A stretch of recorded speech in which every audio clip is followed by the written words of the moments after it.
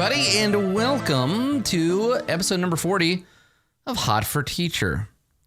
I'm Adam Coble, just like I was last episode, just like I'm gonna be in the next one. It's good to see you, or imagine you, because I can't see you, but you can see me. It's good to see me, everybody. Welcome to the episode. It is the 24th of December, which I guess I want to say just as a blanket thing, like this isn't a particularly holiday oriented episode, but I will say generally that I know for a lot of people, this time of year sucks. If you're one of those people for whom the Christmas, Hanukkah, end of year, solstice period sucks, I am sorry. And yeah, and you're not alone. You're not the only one. It sucks for a lot of people. If you do enjoy this holiday season, I hope that you're enjoying it with people that you care about and who care about you. I hope that it goes as well as any obligatory holiday season can go. And worst case scenario, you're watching Hot for Teacher. You're hanging out with me. So that's nice. If number 40 is the first time you've ever tuned in, if you're like, hey, I know this Adam guy. What's he doing today? What is Hot for Teacher? What the hell's happening? If that is the case, let me tell you, Hot for Teacher is an opportunity every couple of weeks or so for us to sit down together and talk about relationships. So we're going to talk about that. Every episode, I take 3 questions from you, which you submit at my website, www.adam-coble.com. There's a Hot for Teacher link. You just click it, fill out the form, and I take those questions and I build the episode. So we're going to answer and discuss and talk about 3 questions today. But like I always say, whether we're talking about love or friendship or work or sex or whatever, consider this to be the beginning of the conversation rather than the final out and out ending of the conversation, right? I'm not here to make declarations. I'm not here to throw down this is the only answer. I really just want to use this space as an opportunity to hang out and talk about relationships, because the 3 things that I care about most in my life and the things I want to talk about most are role-playing games, photography, and relationships. There's the role-playing games, but they're not invited. There's only one camera in this room and I'm looking at it, so I guess it's time to chat about relationships. So our first and longest question of the day comes to us from Lily. Lily has some questions about non-monogamy. So we're gonna answer Lily's question. So Lily says, first, I want to say thank you so much for doing Hot for Teacher. It has brought me so much reassurance as a queer person who isn't into traditional relationships. That said, I have a conundrum. I've been practicing consensual non-monogamy for years, but only recently came to call it that and be explicit about it when I meet new people with whom I want to be emotionally and or physically close. My issue is this, semicolon. You can talk about it, explain what it means, underline that if they aren't comfortable with certain aspects, you're not going to abandon them, but people sometimes just lie. They'll say they're on board, but then when I don't act like a traditional partner by prioritizing them over everyone else, taking care of all their emotional needs, texting all day, every day, etc., they get pissy and possessive, despite me restating my boundaries and discussing things openly over and over. I've had this happen several times, and I'm beginning to wonder, how do you deal with this? I feel like you have to act in good faith and believe people, but then balance that with the knowledge that this kind of relationship just isn't for everyone. Is it actively unethical to attempt non-hierarchical relationships with people who aren't already into that stuff? Am I just being cruel? Lily.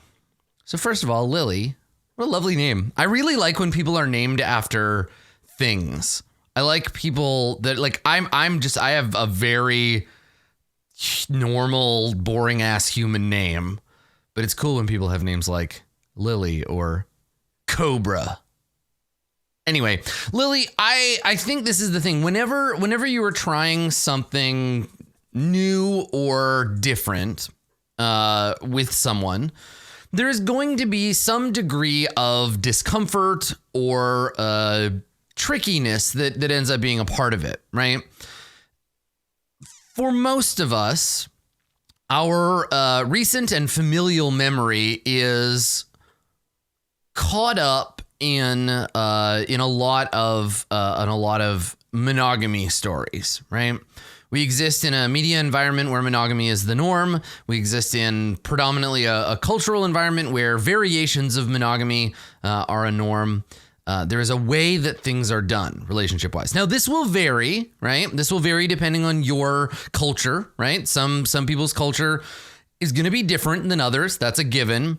But in the culture I grew up and live in, monogamy is the norm. It is the thing that we learn implicitly and explicitly to do when it comes to relationships, right? It's the expectation that's placed on it. It is it's how we are meant to move through our romantic life. And I think that expecting people to simply abandon that in favor of something different, even though we and they might agree that this something different could be better for them, even if that's the case, we have to remember that the first step towards being something, I think, is aspiring to it. I think that there are a lot of people who are aspirationally non-monogamous, who want to explore it, who want to be a part of that kind of relationship, but they have been inundated with certain messages around what they're expected to do and how they're expected to behave. And even though your brain, your conscious thinking, moment-to-moment brain that makes decisions for you can say, yes, I understand how this non-monogamy is going to work, there can be elements of your brain that have been socialized to be like, what are you doing? This is wrong. The people that you are with should not be with other people. There are rules for these things, even if consciously you know you are rejecting those rules. And this is true about things above and beyond non-monogamy, obviously, right? Like capitalism has this effect on people where you can recognize like this job sucks. The way I'm being forced to do it sucks, but I have to do it. And in a way, I'm programmed to do it by my culture. Internalized homophobia, for example, or transphobia is a form of this where people turn society's beliefs and understandings on themselves. Even if they know they don't want to, even if they are like, I am a queer person, I am happy to be a queer person, I am a part of the queer community, all of that is good, but there is still some part of your brain that might be like, yeah, but if you were straight, people would like you more and you wouldn't die alone, right? So social programming, this kind of cultural background radiation that suffuses our existence is something that we struggle with all the time. And so I think on one level, Lily, while you are working on undoing your social programming, right? While you're working on that, both as a queer person and as someone who is pursuing non-monogamy, you have to remember that not everyone else is as far along in that deprogramming as you might be. Or they might just have gotten to a point and stopped, right? They might have said, okay, this much non-monogamy, this kind of non-monogamy, that is good for me. No, there's a reason why people will do that, why people rely on their social programming, right? Because it's reinforcing. It is designed to make you feel like you fit in, like you belong, like you are normal, and like your narrative runs alongside everyone else's, right? There is a part of getting married that is about showing off how normal you are. There's a part of having children that is about participating in the familial narrative. Now, these aren't things that I try not to judge people for this stuff, right? When they make a decision about their own life that is not a good choice for my life, I try not to look at it as something bad or negative, right? Because that's their decision, it's their life. We'll talk more about judgment in the last question. But I think the part where it gets complicated is when we start to build that relationship Venn diagram, right? Because here's your life, Lily, and here's somebody else's life. And as they begin to interlock, you start to look at the places where they overlap, right? You begin to look at the places where your life and their life might fit together. And the question of monogamy, the question of non-monogamy and how to engage in relationships is an important one. And like Lily says, you can talk about it, you can explain it, you can underline how it goes, but sometimes, and I wanted to answer this question because it felt so true to my experience of non-monogamy with people, because there is that feeling of people just lying to you, right? Of you saying to somebody, hey, I feel like we're getting closer and maybe this relationship is going to develop into something where we need to have like a longer conversation about what that looks like. Maybe we're going to start doing sex stuff together. Maybe I'm starting to feel a certain tenor of feeling that makes me imagine this relationship is taking on significance. Maybe I'd like you to take on an anchoring position in my sort of life's landscape. I'm going to mix that metaphor as hard as possible. But you get to that point where it's worth having the conversation and you explain, here is how it works for me. And then you say to them, what do you think? And like Lily, I've had that conversation with people. I've said, this is how I am. This is who I am. These are the kinds of things that are meaningful to me and how I like to operate in relationships. And I've had people say, yes, that sounds great. Like, I know that you have other people you are close to. I know that there are other people you might be wanting to do sex stuff with. At this point in the relationship, I am supremely comfortable with that. But we have to remember, too, that a lot of the time, especially early on in a relationship, your brain has a tendency to be completely scrambled above and beyond the normal level of scrambled that the human brain is, right? Nadja is making a great point in chat about how people will often just hear what they want to hear and remember saying what they intended to say, even if they heard something completely different and said something totally different. That's a great point. Thank you. I think that's the thing, right? Is that you have to look at the idea of continual checking in, the idea of continual consent in terms of these relationships, because these people the people you're getting into these relationships with, they have so much pressure on their brain to be a certain way, to think and to feel and to act a certain way, that it can be really trying. And sometimes when your brain's all scrambled with new relationship energy and you're just like, oh my God, this person is so hot and they're so interesting and I want to be around them all the time, if that's the way you feel. I don't really get that, but maybe you're going through that and they say to you, hey, so for you to be close to me, for us to do this thing, here are all the things that I'm going to need to be, here are my boundaries, here are the things that I need to be happy. Some of them involve boning other people or whatever.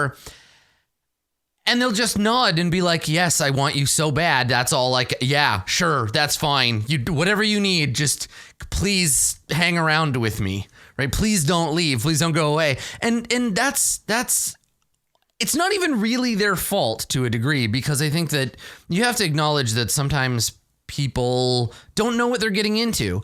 I have to say, and this is just me trying to be charitable, but like, they might not know. Lily, I don't think people are lying to you. I don't think people are thinking like, yes, I'm going to tell you I'm okay with this so that later we can get in a big fight about it when I realize that I'm not. I'm super excited about that moment. I'm going to bullshit you for some reason. I think we have to apply a variation of Hanlon's razor here. I think that it's less likely that people are trying to be cruel to you and much more likely that they just don't know what they need or want. Sometimes when people say, yes, I am completely okay with this, and then later they realize that they didn't know what they were getting into, or they didn't know how it would feel. Because again, remember, there's I don't know how brains work, but there is that immediate forward in the moment part of your brain that thinks, yes, this sounds fine. But the emotional and longer term stuff in your brain takes time to get through. And even if somebody is aspiring to be non-monogamous, even if somebody wants desperately to feel a certain way, they might not. And we've all felt that, right? We've all had emotions, theoretically, and we've wanted to not have them, right? You had someone say something critical of you, and you can feel that heat kind of rising in your face. You can feel embarrassment. You can feel like upset. You feel your eyes start to sting, and you're like, why? Why am I hate that I'm upset about this. I hate that somebody criticized me, and I'm feeling like sad or hurt or angry about that. I don't want to feel it, right? In the same way, someone might say to you, yes, I agree, this is a kind of relationship I'm into. And then later, when they feel uncomfortable or worried or upset, they might recognize that what they expected to be a safety net, right? Monogamy safety net might not actually be there. And that's scary, right? It doesn't mean they're lying to you. It doesn't mean that they're not on board with non-monogamy or whatever. It just means that they thought that they were going to be able to handle it, and maybe they're not. And so that's when you need to have another conversation, right? Now, the inverse kind of advice here is like, keep doing what you're doing, Lily, in that I think bending to someone else's needs that are violating your boundaries or doing things that you don't want to do for anyone else's sake is ultimately just going to harm you, and it's going to harm them, right? Being in a relationship with somebody and they're like, you have to be monogamous, and you're like, that's not who I am. And they're like, cool, well, I'm going to leave you if you aren't. You have to make a decision about how to behave. You have to make a decision about what matters to you, right? Is your ability to go out and engage in romantic and sexual and non-hierarchical relationships with other people more important in this moment than your ability to engage with this person, right? I think there are a lot of reasons why somebody might get all frazzled midway through, right? Like I've had situations. I'll give you a couple of examples, right? For me, in terms of like early explorations of non-monogamy, just to kind of humanize the situation. So for me, here's an example. So I was dating somebody. I was romantically involved with somebody, and they lived. They lived far away, right? I was in a long distance relationship with them, and it was going pretty good. And I was sort of casually hanging out with some people here in Vancouver where I lived. And I met somebody I really liked, and they really liked me, and we hung out a bunch. And we got to a point where we were like, we should have a conversation about this, because they knew what I was doing, they knew who I was, and like what my situation was. And I was like, okay, so I'd love to get to spend more time with you. I'd love for this relationship to be closer. You know, you're cute. Let's do some stuff. And they were like, yes, this all seems good to me. I'm into it. I'm comfortable. I know what I'm getting into. And like very quickly, they started acting jealous, and they started, they started lashing out basically as a response to their own feelings of insecurity. And I had another conversation with them. I said, I can't help but notice that a lot of the stuff that we talked about, it seems like it's really bothering you. How are you doing? And they said, I'm doing bad. This sucks. I want you to myself. And I said, that's not something you can have. And we ended up kind of going our separate ways. And, you know, it did mean the relationship ended. It meant we didn't really see each other anymore. They didn't feel comfortable. I guess they had felt like they failed, or that I was upset with them or something, but we drifted apart, and it was sad, but I never felt like they lied to me. I think that they tried, and it didn't work out, and that's okay. And I've had that experience a few times, right? Where I've started seeing somebody and they're like, yeah, non-monogamy is cool. I'm going to date all these people. And then they date someone else who's like, no, I'm monogamous. You have to just be with me. And then they settle down, and it hurts, right? It hurts, and it's not fun having a relationship fail. I hate that term, but break up. It sucks having a relationship crumble because somebody thought they were capable of doing something, but then they weren't. But that's not even about non-monogamy. That's not about any of that stuff. People can do this all the time, right? They can try to be something because they think that that's the person they are, or because they want to become that person, and they can fall short. They can fail, right? We need to allow people to fail so long as they're doing it in an honest way, and they're okay with like owning up to it. And I think that's so scary, because sometimes you don't even realize you're failing at something. You just think it's hard. And you're like, well, it's somebody else's problem, or this would be easier if we put a bunch of rules on it. Or like, there are reasons why non-monogamy has so many facets, is because there are a lot of different ways to get at it, and they're not all for everyone. But what I think you need to do, Lily, is continue to have clear boundaries, talk about the things that you need, engage to a degree that feels comfortable and safe for you, right? Don't do more work than you're comfortable doing.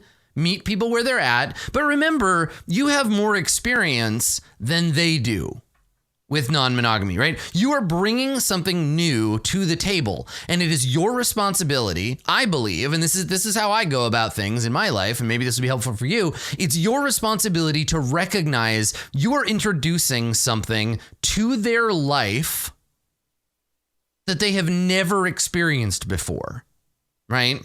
They are not as practiced or maybe as talented or maybe as innately drawn to this thing as you are. Maybe they're just in it because they want you. And this is how they can have you, right? Maybe they don't know.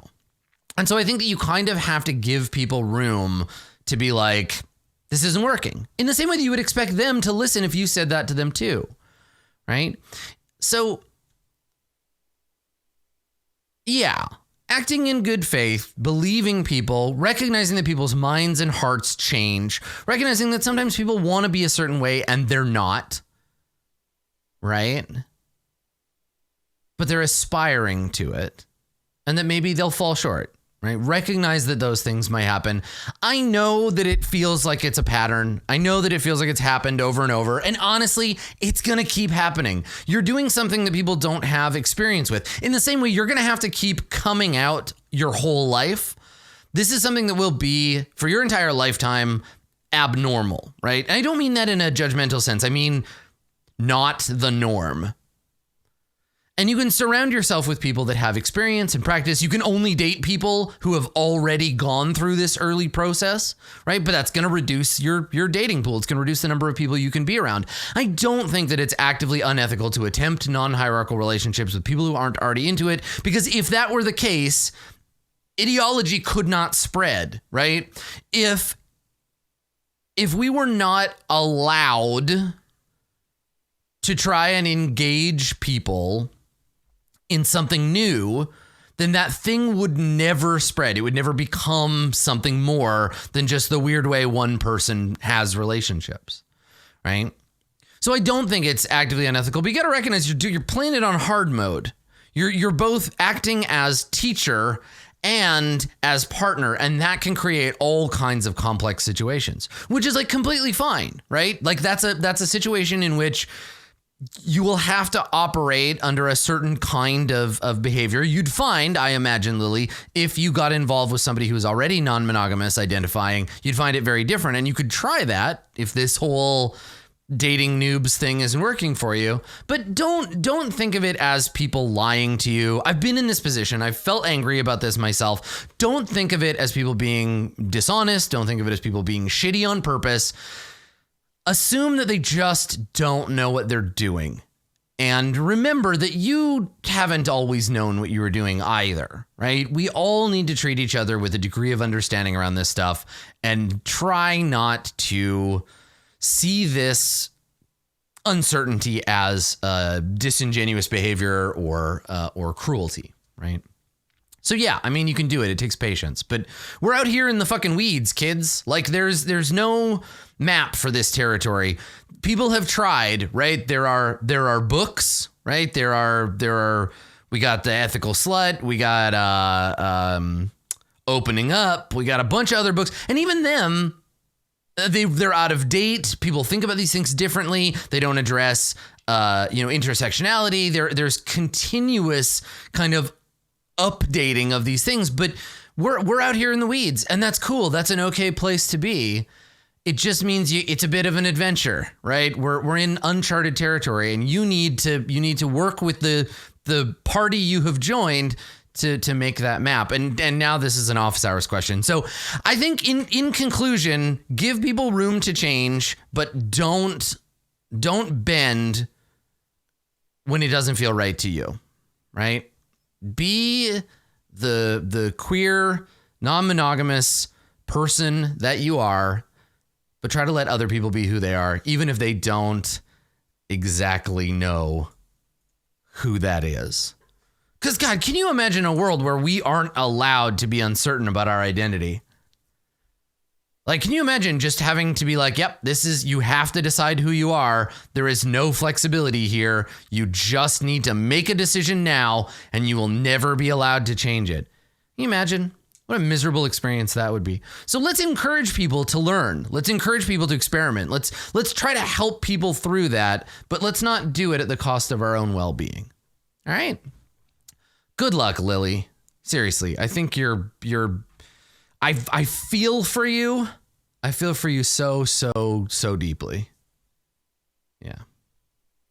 So our second question is also about non-monogamy, but it's a real interesting one. I'm so curious to see what you think of this. So if you're in chat and I read this question, you have some opinions, do not be shy. And if you're watching this on YouTube, leave me comments because I'm super curious. This is another unusual. This is another thing that happens in non-monogamy. So this is coming to us from Indrid, and Indrid says, "So we got ourselves quite the pickle here, Adam. I am in love with my on-again, off-again girlfriend / best friend named Amélie." I'm sorry if I'm mispronouncing this. Maybe it's Amy Lee. I'm going to say Amélie because en français. Anyhow, and she's in love with me. We are each other's favorite people and have immeasurably improved each other's lives. Man, what a pickle you're in, Indrid. What a pickle. You got a best friend that you're in love with, and they're great and they're improving your life. What a rough scene. Oh, there's more to the question. We met in high school and we've spent as much time as possible together since the day we met and fully intend to grow old together and at some point in the future get married. However, in the meantime, we've dated other people and continue to do so. My question is it wrong to do this? Is it unfair to the people we date to get with them when there is another person we'll always love more than them? I'm conflicted because obviously not every relationship is going to end in marriage, and people have their own varying levels of investment in a relationship, but at the same time, it seems deceitful. If we're being utter scumbags, I'd like to know, and thanks for any advice you may have. So there's a big red flag in the middle of this question. And it's not Indrid and Amelie's behavior that's the flag. The thing that sort of sets me off on this question is it unfair to the people we date to get with them when there is another person we'll always love more than them? Bullshit. I mean, I'm not saying you two don't love each other like deeply and intensely and that it's not like a huge, meaningful, powerful part of your life, because it is. But always? I don't think I believe you. No, I don't think you're lying. I don't think that you're secretly, pumping this relationship up to seem cool or whatever. But always is a very, very fucking long time.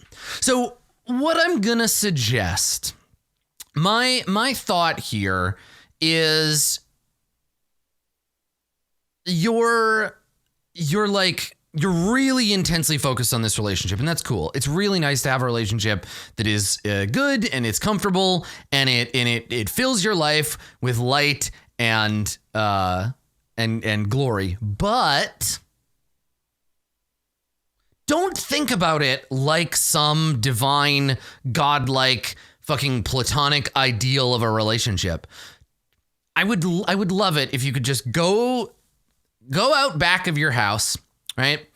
Go to the shed, open it up, go in the shed, get out that ladder that you never use, right? Get that ladder out, take the ladder over to the pedestal that you and Amelie have put each other on, climb on up there, get Amelie, come on down, and then knock those pedestals over, because it's just bad for everyone to rotate your entire romantic life around a single person. Treating them like they are a god, they are the romance god in your life, is only going to be harmful for you and for them and for everyone else around you.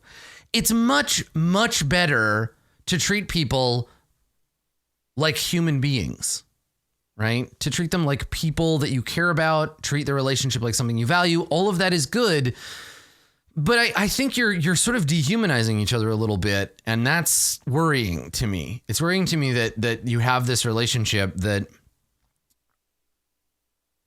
Yeah, it's really it's a romantic hegemony. It's a dangerous thing. So here's the thing, right? I think that if anything, let's imagine, Indrid, let's imagine that you start dating somebody, and like 2 or 3 dates in, you tell this person, listen, I got to tell you, you're cool. This is fun.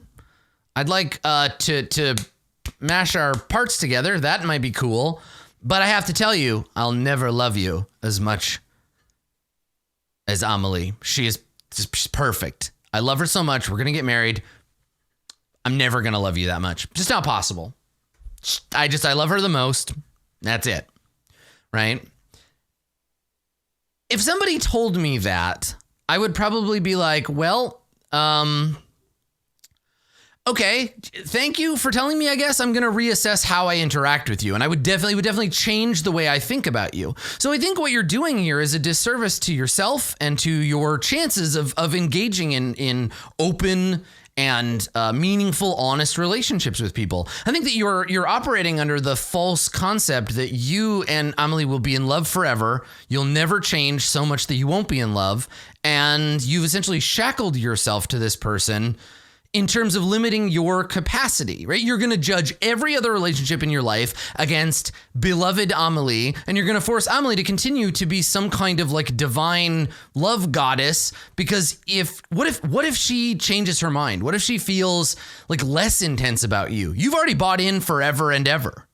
So my suggestion here, I don't know that you're not being a scumbag necessarily, right? I think that it's completely reasonable to say, even though I would never do it, I think it's reasonable to say to people, this is how my life works, right?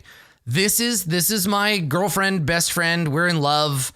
They're the light of my life, right? Center of the universe. But you could be like Neptune, I guess, if you want. You want to be Neptune? Do you feel like being Neptune? Because I could use a Neptune. I already have a giant ball of incandescent gas, but I could use some outer orbital planets. And you can do that. That's fine, because then all you're going to get are people who say, yeah, okay, I could be Neptune for you. That could be fun. I'm interested in, like, here's the thing, for me, I actually kind of like dating people who already have a primary relationship, as long as that primary isn't a tyrannical dictator, right? As long as they're not dating romance Mussolini, I'm usually okay with it, because it takes a lot of the pressure off me, right? Because I can be like, cool, you can have your big schmoopy love garbage, and I can still hang out with you and get to know you, and this can be fun and cool. But if romance Mussolini is suddenly like, no, this is when you get to hang out, this is how many times a week you can see each other, you're not allowed sleepovers, I would be like, goodbye Mussolini, goodbye Mussolini's boyfriend, I'm out, right? So there are people who are going to buy into this thing you've got going on, but it certainly won't be people like Lily, right? You're limiting your selection, and what you're going to do is you're going to end up presupposing all of these relationships, right? These are going to presuppose the nature of every relationship you've ever had. In effect, you have stopped playing to find out what happens, and you and Amelie are running a romance Dungeons and Dragons module. You have now moved on to a pre-written adventure in which Amelie cannot be unseated as top big boss of Romance Town, right? It's just not possible. So I think when I read this, I don't feel like necessarily frustrated or like angry or like think you're doing something wrong. I just sort of feel like pity, I guess. Pity seems so mean. It's not that. I just feel bad. I feel like you're limiting yourself. Right? You're blocking off what could be really amazing relationships because you're saying none shall compare to the glorious sun, her beautiful light, what shines upon me, right? Nobody will ever get to compete, and it shouldn't be that way, right? I think, this is just me as a admittedly like aromantic, non-monogamous, anti-hierarchical person who likes to treat every relationship like it's its own thing with its own unique value. This doesn't seem like it would work for me. I feel like I would feel, I don't know. I feel like I would not be able to do this. I wouldn't be able to be a part of this from Indrid's perspective. I could probably date Indrid. I'd probably laugh and be like, that's fine. You have your big romance over there. I don't want any of that shit.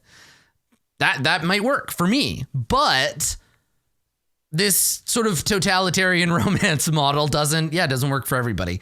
So, again, just like I said to Lily, like, be honest with people about your needs and your desires. Tell them what the deal is in your life and let them make their decision about whether or not they want to be with you. And I think it's worth, as a side note here, it's worth thinking about why you are dating other people, right? Like, because it sounds to me like you have this admittedly very cool, very great, very strong relationship, very traditional feeling relationship in the center. And then you're kind of dating around for novelty or for kicks or because you want to have sex with other people or whatever. There's lots of reasons, but this is a very kind of old model of non-monogamy, right? This feels kind of like, you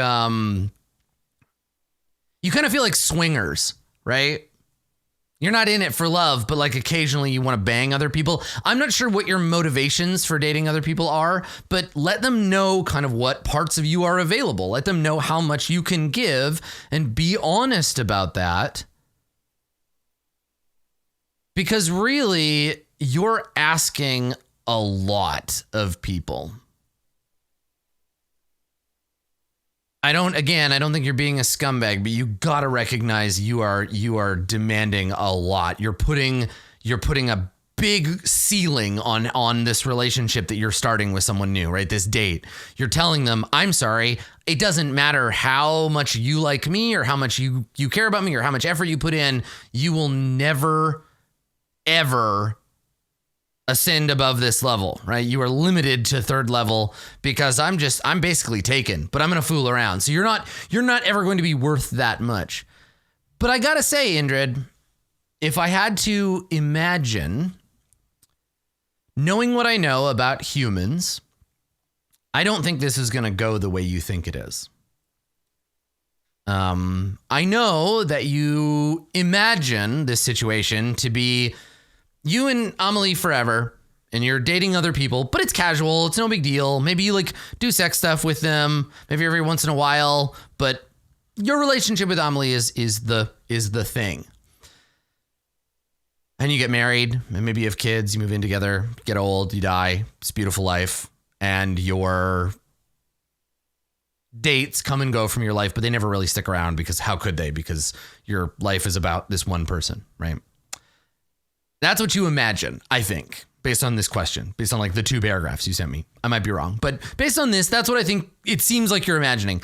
What I'm going to posit might happen, and I think you need to be prepared for this, is that you or Amelie might date somebody, right? And you tell them, this is a photograph of my beloved. I will never part from them. They are the soul of my universe. And this person's like, all right, yeah, whatever. And you start dating them, you hang out, maybe do a little smooching, spend some time, sleep over at their house. And very slowly, you start to notice, hey, this person's kind of great. I kind of think maybe there's something here. But there couldn't be. Right? You can't possibly be falling in love with them because your universe revolves around the bright glowing star that is Amelie, right? So you couldn't possibly be having these feelings, but you are, and they're getting stronger. So now what do you do? Right? Do you go to your on again, off again girlfriend, best friend, center of the universe, Amelie, and say, I think I'm falling in love with someone else. Does that diminish this relationship, right? Does that harm your relationship? The narrative is that this could not happen, right? You've already said, I will never love anyone as much as Amelie, except maybe you will, or maybe worse for you, maybe she will, right? These kinds of mythologies that we tell ourselves about our relationships to make them seem like invulnerable fortresses of love and romance, they're dangerous. It's dangerous to not recognize that things are fluid, that things are changing, and that you and Amelie will change as time goes on. You'll change together. But that change might mean that the intensity of your relationship changes too. And that's okay. I don't want you to be in this situation where you have an unstoppable belief and the universe presents you with something that runs counter to it. So be flexible. Let go of the mythology of your relationship. See this relationship for what it is. Strong and beautiful and fulfilling. But don't assume you know how it's going to end. You haven't seen the last chapter of this story or any of the chapters between here and there.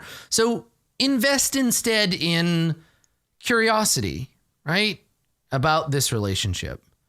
And when you meet new people and you date them, know what you want. Right? Be honest with them. But don't shackle yourself to this narrative that you've created. Give yourself some freedom to change too. Because it's going to happen whether you want it to or not. Nothing lasts forever, especially people's emotions.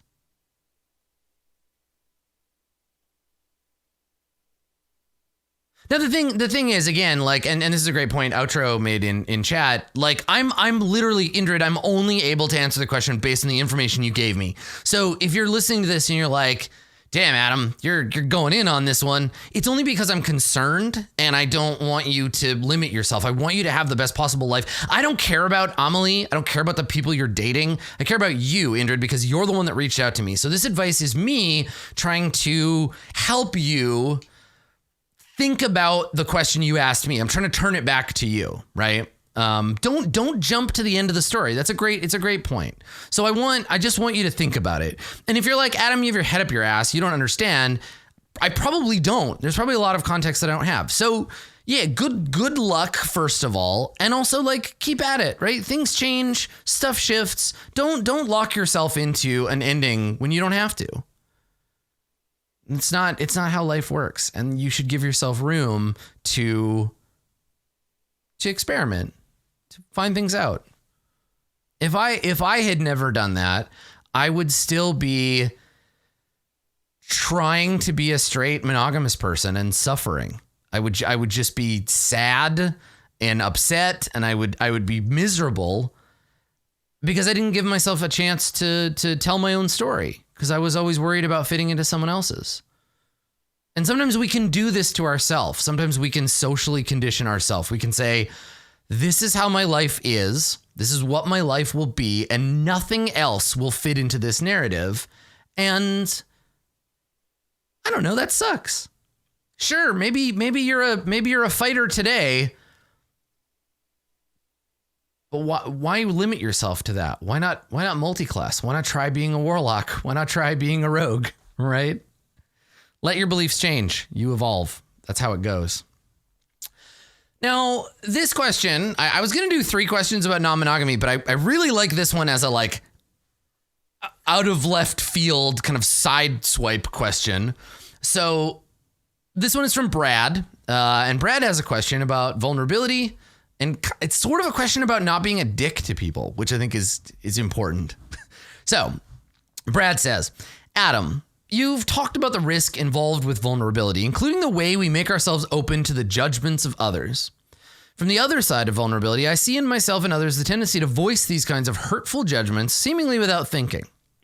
I'd like to hear your thoughts about why we might be so ready to judge the people around us and how we might use our experiences of being judged to change the tone of our on-the-fly interactions. Thanks, Brad.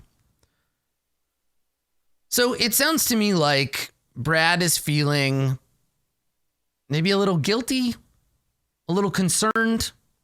Brad sees people casting a judgment upon one another in a way that makes Brad uncomfortable. And to a deeper point, this idea of being open to what people have to say or what people think can make us feel vulnerable, and it can be deeply impactful if somebody says something about us that is a judgment that we feel like hurts us. So how do we try not to hurt people with our judgments? Now, I don't think, again, I am not a sociologist. I'm not a behavioral scientist of any kind. So I don't know, maybe I'm wrong, but it strikes me from a casual viewer perspective, it strikes me that judgment is a thing that we do for lots of reasons, that we constantly judge other people's behavior, their choices, the things they say, the things they create, the way they act, what they do in the world. We are constantly acting under that judgment for a lot of different reasons, right? Now, we might judge someone on the most basic level to see if they are safe, right? Judging somebody in terms of whether they're safe to be around or engage with is like maybe the first thing or one of the first things that we do. We look at someone and we see how they're interacting with others, what they're saying, what they're doing, and we say to ourselves, okay, is this a person I would like to interact with or not? That is a judgment that we make to protect ourselves and to protect others, right? We make judgments about whether or not we would have things in common with people, right?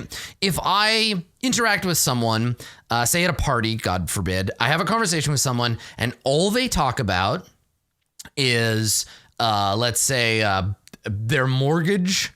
They talk about the 3 horses they own. They talk about their recent marriage plans excitedly. They talk about their children. I might think, okay, you know what? This person is not somebody that I'm going to be able to interact with, right? I'll be like, okay, we clearly don't have anything in common unless I have some other major reason to continue engaging with you. That's it. We'll have this conversation. I'll back off, right? We make those kinds of judgments all the time, and sometimes we judge incorrectly, right? First impressions are kind of a minefield, but a lot of the time we're doing this just to see, like, is it worth continuing? Is it worth engaging more deeply, right? We make judgments about people's behavior all the time, right? Even our friends and loved ones. If somebody does something, right? They break up with a partner, they move to a new city, they buy a new car, they get a new job, whatever. They wear a shirt we've never seen before. We make a call about aligning those decisions with our own thoughts and feelings. How much like us is this person? How much are they going to continue being someone I want to be around? Like it's just a thing. It's a thing we do. We don't always do it right. We judge in a massively biased way, and it's just a normal part of the human experience, right? You're doing it to me right now, consciously or subconsciously. You're listening to the things I'm saying and is affecting your estimation of me, right? Every time a word comes out of my mouth, it affects what you think of me as a person. In the same way, my choice of haircut, my choice of facial hair, of glasses, of attire, the things I have around me, the way I've set my stream up, all of those things are micro values that tell you what to think of me.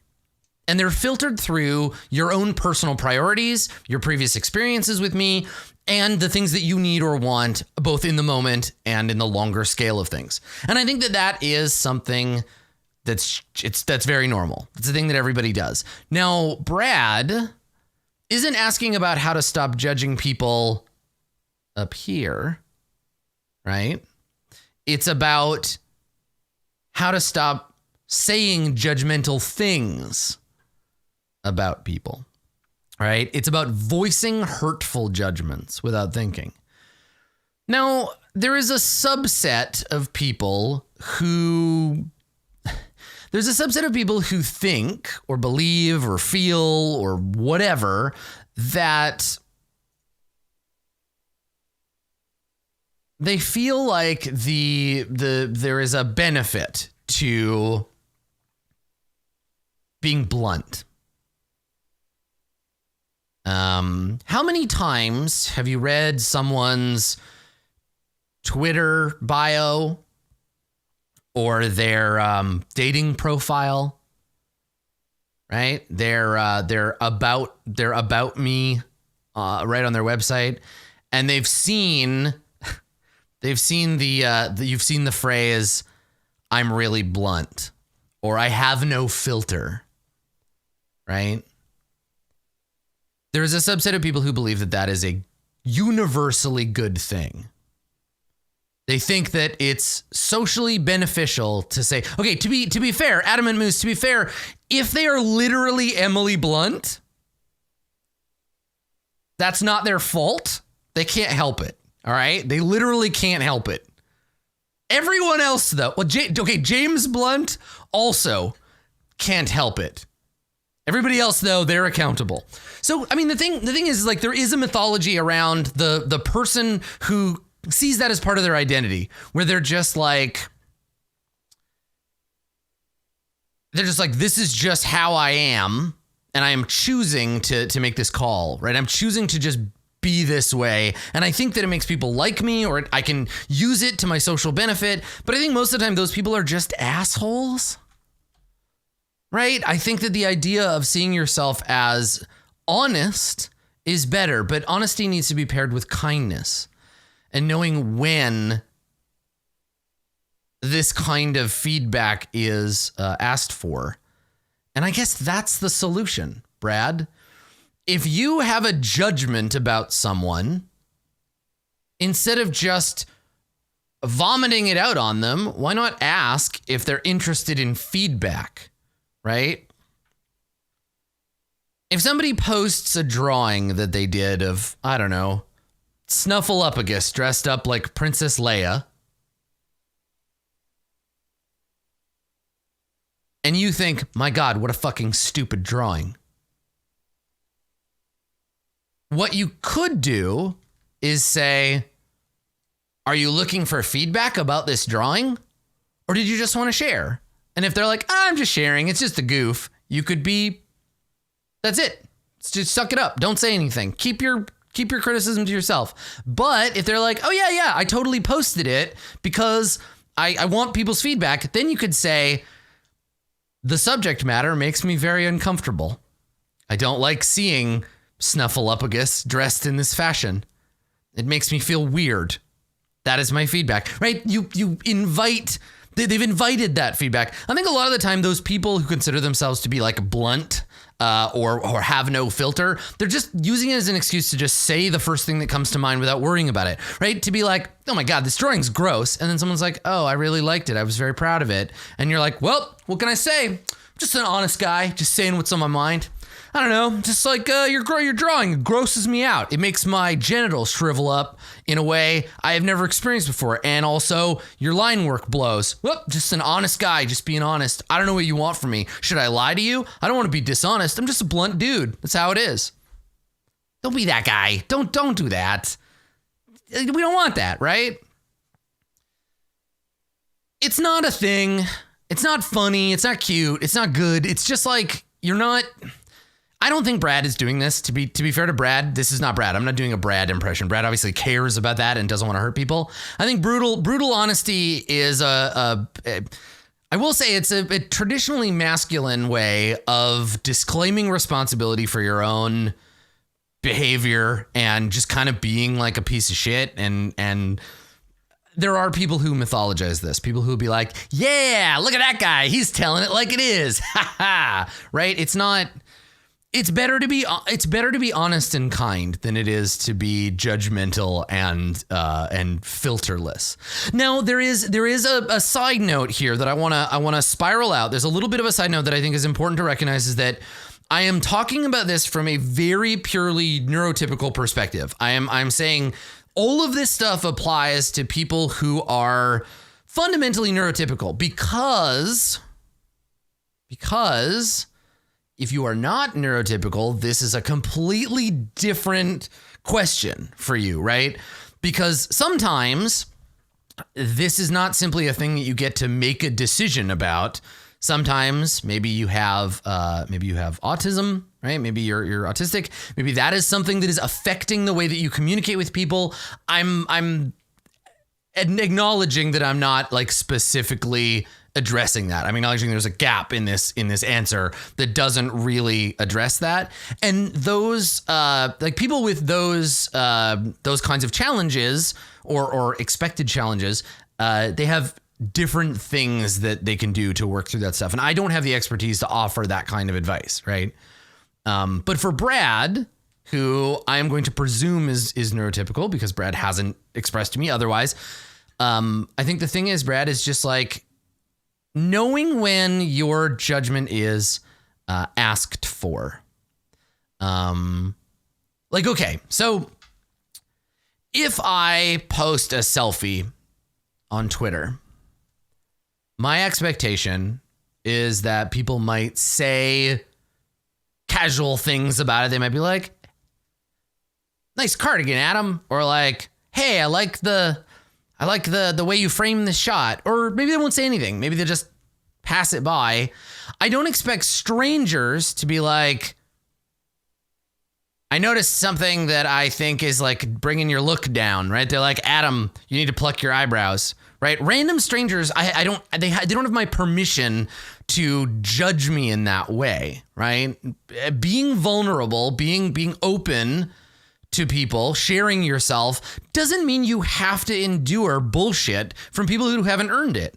However, people who know me, people who are my friends, they have a different level of allowance for that stuff, right? We have different rules for people depending on how well we know them and the ways in which we know them, right?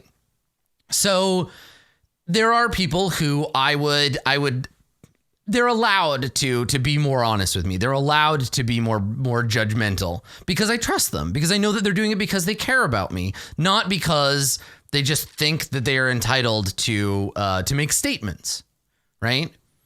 And those people have earned that right. So I think, Brad, like, if you have this tendency to be judgmental, you can use that power to help people, but you need to get permission, right? You need to be in a position either explicitly or because of your time spent building this relationship with them to express this stuff. But I think kind of to land where I want to land on this is changing the tone of our on-the-fly interactions, right?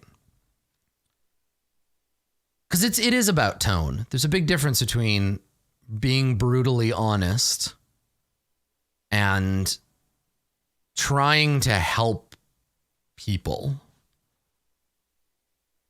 I don't want to be brutally anything to my friends or people I care about. I mean, I guess unless they ask me to. There are some circumstances under which that's not true. But generally, brutality is not really my jam.